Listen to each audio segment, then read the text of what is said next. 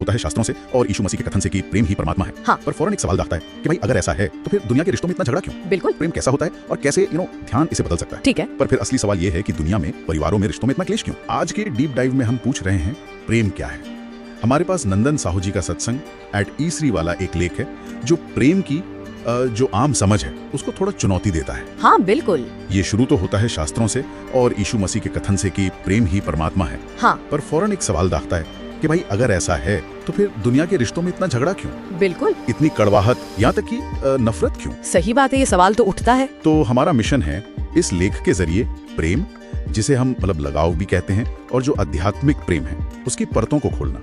हम देखेंगे कि दुनियावी प्यार अक्सर स्वार्थ और उम्मीदों से क्यों जुड़ जाता है। हाँ। असली निस्वार्थ प्रेम कैसा होता है और कैसे ध्यान इसे बदल सकता है। बिल्कुल। चलिए शुरू करते हैं। तो लेख कहता है शास्त्र तो प्रेम को भगवान बताते हैं। ठीक है। पर फिर असली सवाल ये है कि दुनिया में परिवारों में रिश्तों में इतना क्लेश क्यों? वजह बताई गई है कि ज्यादातर सांसारिक रिश्ते मतलब पर टिके होते हैं, अपने स्वार्थ पर। हाँ, मतलब निकला तो रिश्ता खत्म। जिससे कभी दूर होने का सोचते नहीं थे उसे देखना भी गवारा नहीं होता। ये तो होता है। और ये भी देखने में आता है कि जो प्यार जितना गहरा लगता है ना, वो उतनी ही गहरी नफरत में बदल सकता है। ओह हाँ, खासकर जवानी का प्यार। बिल्कुल।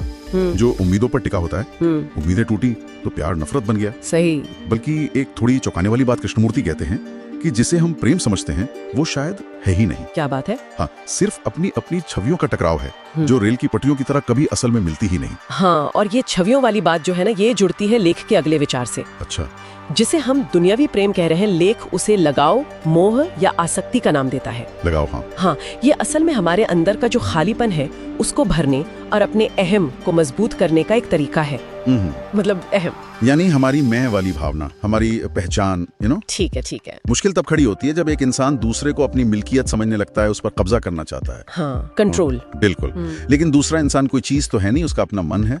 यहीं से फिर जलन, गुस्सा, नफरत ये सब पैदा होते हैं। इसके उलट सच्चा प्रेम कब्जा नहीं करता, वो देता है, कुर्बानी देता है। कुछ मांगता नहीं। इसके लिए मजनू की परीक्षा का जिक्र है, या सोहनी के लिए जानते हुए भी महिपाल का छेद वाले घड़े में उतर जाना। ये दिखाते हैं कि प्रेम में त्याग होता है, जोखिम होता है। हाँ, त्याग और जोखिम उठाने का भाव होता है। अच्छा, तो क्या इसका मतलब ये है कि जिसे लेख लगाव कह रहा है वो दुनियावी प्रेम हमेशा बुरा ही होता है, या उसमें भी कुछ अच्छा हो सकता है? क्योंकि यहाँ एक दिलचस्प मोड़ आता है। बिल्कुल, ये सवाल वाजिब है।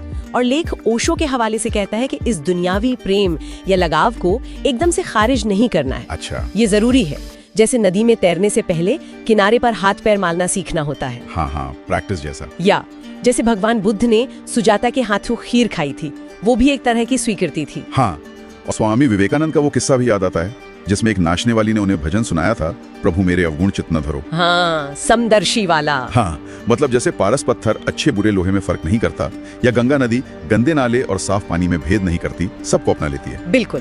तो संदेश ये है कि इस सांसारिक प्रेम को नकारे नहीं, इसे स्वीकार करें। लेकिन यहाँ एक लेकिन है। हाँ, वही लेकिन अहम है। संदेश है कि इसे स्वीकार करें, पर साथ में ध्यान का अभ्यास भी करें।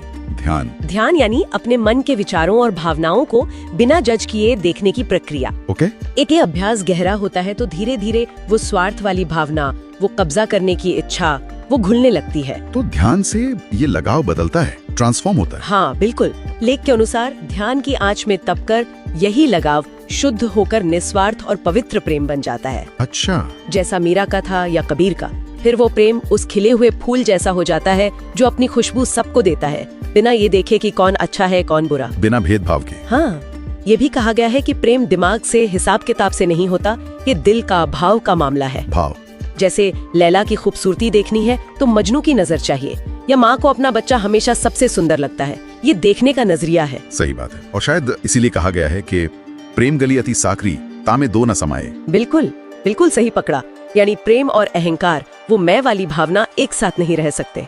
जैसे एक तंग गली में दो लोग एक साथ नहीं चल सकते, और जब अहंकार पूरी तरह मिट जाता है तो वो एकात्मता की स्थिति आती है। एकात्मता, जिसके बारे में संत कहते हैं, रांझा रांझा कर दीनी मैं आपे रांझा हुए, या कृष्ण कृष्ण कहते राधा कृष्ण हो गई। वाह। ये प्रेम की सबसे ऊंची अवस्था मानी गई है। तो इस सफर में हमने क्या देखा? हमने दुनियावी प्रेम की हदों पर सवाल उठाए जो अक्सर मतलब और उम्मीदों से चलता है। हाँ। हमने लगाव और सच्चे बिना शर्त वाले प्रेम का फर्क समझा, जिसमें त्याग शामिल है, कब्जा नहीं। सही।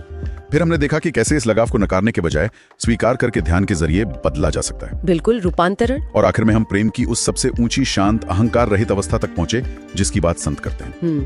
तो कुल मिलाकर इसका सार क्या है, निचोड़ क्या है? लेख का सार बहुत गहरा है। वो कहता है कि असली प्रेम आखिर में मौन है, बस एक एहसास है। मौन, एहसास। हाँ। उसे शब्दों में ढालने की कोशिश में क्या होता है, दिमाग बीच में आ जाता है और उसकी गहराई कम हो जाती है। अच्छा।